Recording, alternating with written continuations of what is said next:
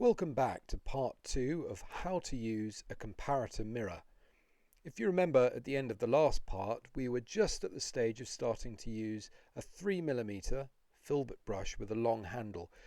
This is going to take us from about the midsection where we are now right up to the final stages of detail.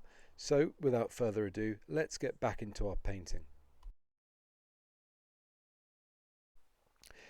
Now for the next sort of anchor points, I'm going to put in the very darkest darks using not black but tone number 4.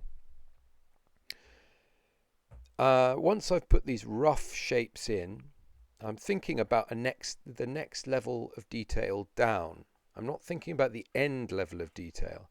I'm just thinking about blocking in those darkest darks very roughly as the next anchor points that will allow me to go on and adjust and fine tune. Although actually, having said that, the details of the mouth here that I'm putting in, that little sliver of shadow, worked really well for me right from the offset. I checked back and forth in the mirror as I was painting this, and I think that stayed to the end.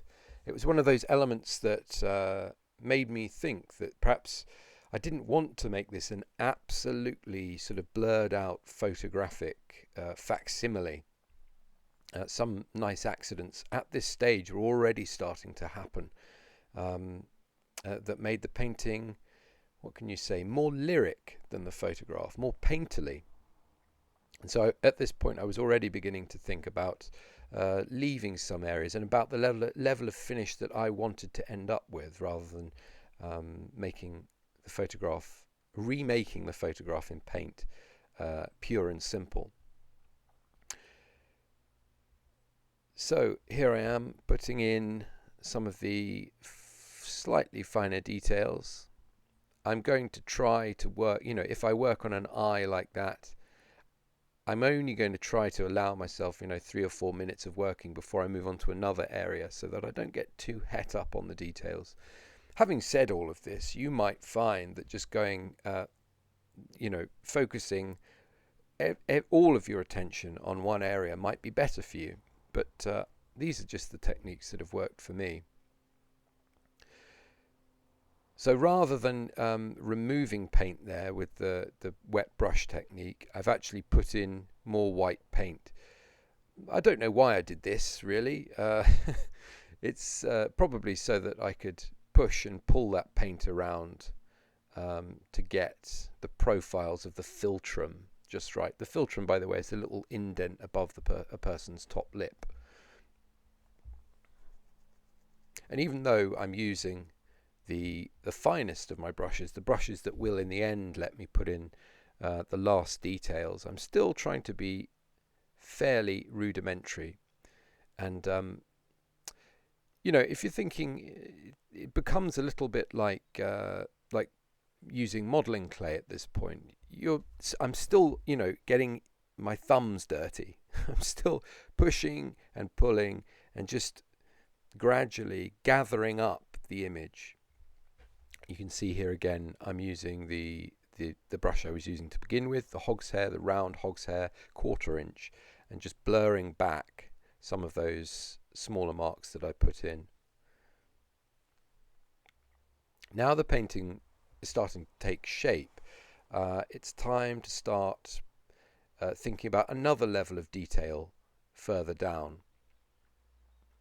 And at this point I'm checking back and forth in the mirror quite a lot. I tried to adjust the profile of the nostril there. It didn't work, so I got because I had pre-mixed tones, I could go back in, get exactly the tone I needed to adjust the mistake or cover the mistake, and put it straight back in. So as I was saying, at this point I'm thinking about I guess you would say the third level of detail down. So the big shapes have all been blended. Then I've gone back in and I've put in the darks of the eyes, the nostril and the mouth as kind of anchor points. Then I blended again, and now I'm at the third level of detail. So quite often what you'll see is that I put in a brush mark like this, and then I clean the brush back, and with a clean brush I begin to refine the shape like that, in exactly the same way as I showed you the push-pull technique with the white spirit. Sometimes you'll want to use the moist brush technique, the sweeping technique, to do this. It can be more aggressive. You actually end up getting more paint shifted much more quickly. With a dry brush and relatively thin paint, you can make more delicate adjustments. So what you can see here is the last tone going in, tone number 5, my black. I'm going to put in big broad strokes, as you can see, in the same way that I put in my very first brush strokes, and then afterwards I might very well drag some lighter colour through them with a very coarse, inch-wide sable brush that's so old and knackered you might otherwise want to throw it out, but I've found that it's exactly those kind of crusty, unyielding old brushes that imitate human hair perfectly. Other than that, I'm putting in the final details of the tie and things like that, but although it may not look like it because the camera angle is static, I've been moving my head back and forth over the mirror throughout the course of this painting. And now I'm able to make final decisions about how much I want to push and pull the details of the face. I've got a reasonable enough likeness that I don't have to worry about that aspect anymore. I know that from this point onward, through processes of blocking in the tone and then blending and then going for the next level of detail down and blending that through different cycles of this, I've achieved a reasonable likeness, and so all I really need to do is adjust the balance of the tone throughout the picture. And you can see that's exactly what I'm doing here with an inch-wide soft synthetic sable brush. So all in all, this portrait took me around about an hour and a half, and conventionally it might take me a couple of days. I'm able to paint quite swiftly with the comparator mirror because I've plenty of experience. I've built up a confidence about moving oil paint around, which you won't be able to help but develop as you go along. For the time being, though, don't get too stressed out about clock watching, about trying to do things quickly. Quality always takes time, and it's much more important that you take time and enjoy your mistakes, knowing that they can be corrected. That way you learn an awful lot more with each picture. Lastly, and whilst you watch me feather those last areas of tone together with the hog's hair brush, it's dry, it doesn't have any paint on it, I'm just purely using it to blend.